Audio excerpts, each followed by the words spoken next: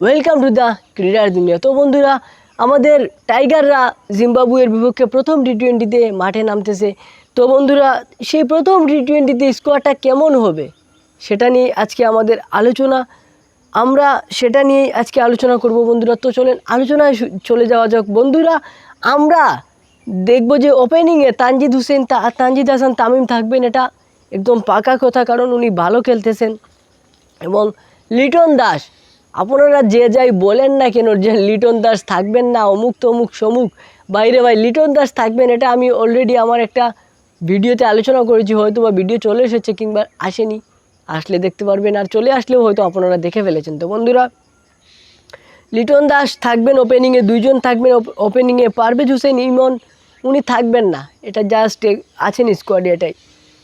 এবং বন্ধুরা, এই ওপেনিংয়ে দুইজন পেয়ে গেলাম। এরপর থাকবেন নাজমুল হোসেন শান্ত 1 ডাউনে, 2 ডাউনে থাকবেন তৌহিদ হৃদয়, 3 ডাউনে থাকবেন আমাদের মাহমুদুল্লাহ রিয়াদ, মানে 5 নম্বরে মাহমুদুল্লাহ রিয়াদ থাকবেন। এবং 6 নম্বরে থাকবেন বন্ধুরা আমাদের জাকের আলী, 7 নম্বরে থাকবেন আমাদের শেখ মেহেদি হাসান, উনি থাকবেন 7 নম্বরে। 8 নম্বরে থাকবেন আমাদের রিশাদ হুসাইন, 9 নম্বরে থাকবেন বন্ধুরা আমাদের মোহাম্মদ সাইফুদ্দিন, এবং 10 নম্বরে থাকবেন তাসকিন আহমেদ, 11 নম্বরে থাকবেন শরীফুল ইসলাম।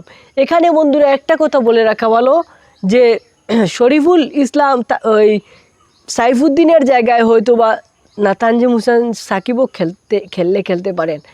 এখানে আমাদের অলরেডি ব্যাটসম্যান হয়ে যায় 9 জন। যেমন আমরা যদি আবারও বলি বন্ধুরা, পুরো স্কোয়াডটা ওপেনিংয়ে তানজিদ হোসেন তামিম, এরপরে দুইজন ওপেনার হচ্ছেন তানজিদ তামিম এবং লিটন দাস।